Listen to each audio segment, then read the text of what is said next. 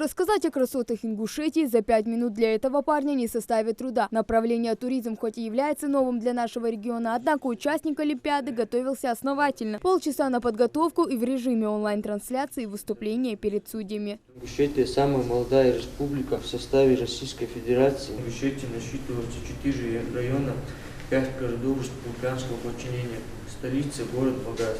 Всего Олимпиада включает 2 модуля. Первое задание – составление маршрутной программы и подготовка экскурсий для школьной группы из 25 человек. За отведенное время конкурсант должен рассчитать все нюансы, а это время, место проведения экскурсий и стоимость на одного человека. Алихан Теркакиев, студент первого курса, с заданием справляется на отлично. В будущем парень мечтает увеличить туристический поток в республике.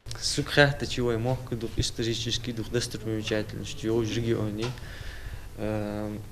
Туристы, что даху ками, часть бах ками, и духа избавиться направления поступить на адрес, направление даху развивать дожи, дикаритерство. Возможность заявить о себе не только на всю страну, но и за ее пределами. В этом году список компетенций пополнился новыми направлениями. Участники демонстрируют знания и таланты в различных профессиональных номинациях. Дошкольное воспитание, учитель начальных классов, портной, веб-дизайн, бухучет, туризм. Участвуют не только студенты, но и школьники. Вот эти профессиональные навыки, умения, которые они приобретают, участвуя в этих конкурсах, очень много они приобретают. Это вообще, на самом деле, это такой, знаете, такой практический навык. То есть теория, а здесь они на практике под камерами показывают свои умения.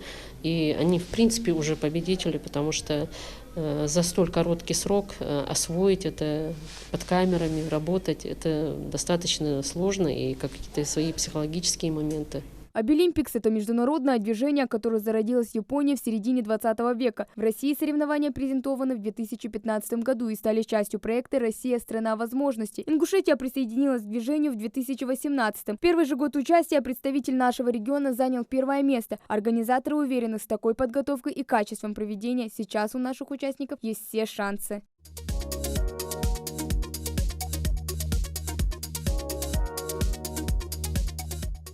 Все мы разные, но права у нас равны. Вот девиз Обилимпикса. Впереди еще конкурсные дни, а потом самое важное – подведение итогов. Хава Гагиева, Акрамат Дасхоев, Новости 24.